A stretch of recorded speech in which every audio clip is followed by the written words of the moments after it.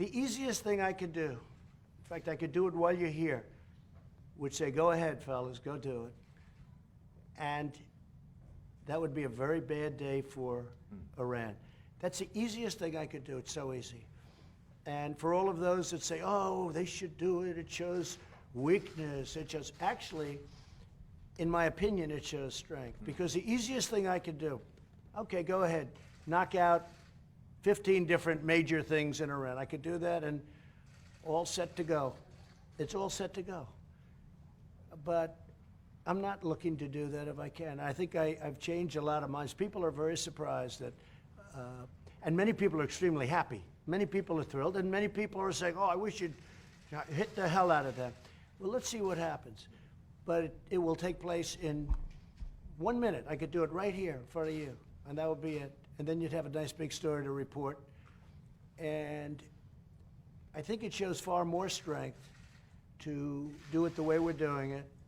And again, whether it's next week or 2 weeks or 3 weeks, doesn't make any difference. Whether it's now or in 3 weeks, doesn't make any difference. But I think the strong person's approach and the thing that does show strength would be showing a little bit of restraint. Much easier to do it the other way. It's much easier. And Iran knows if they misbehave, they're on borrowed time.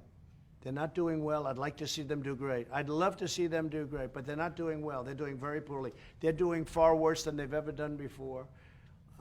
They're having riots in their streets. They're having a lot of problems in Iran right now. They could solve it very quickly. But the easiest thing for me to do is say, okay, let's go. Let's just do it. Very easy for me to do. But it is interesting because when I was campaigning, everybody here thought that I was going to be like, it would be one day. But what I have done is I've defeated ISIS. I've rebuilt our military to a level that it's never been before. Spent a lot of money.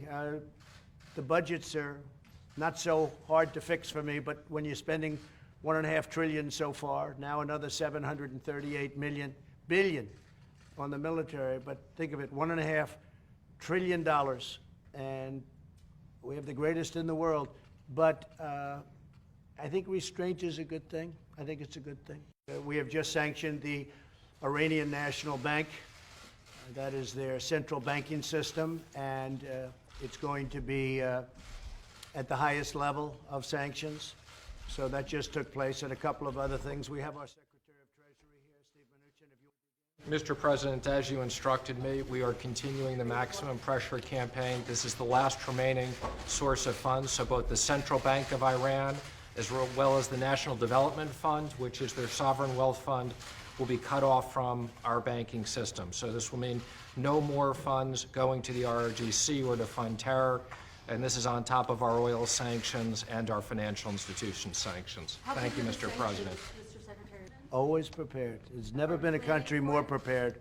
There's never been a country more prepared. Look, as you know, we've spent tremendous, and hopefully, and we pray to God we never have to use it, but we've totally renovated and bought new nuclear, and the rest of our military is all brand new. The nuclear now is at a level that it's never been before, and I can only tell you because I know the problems of nuclear. I know the damages that, I know what happens, and I want to tell you, we all hope, and Scott hopes, we all pray that we never have to use nuclear, but there's nobody that has anywhere close to what we have.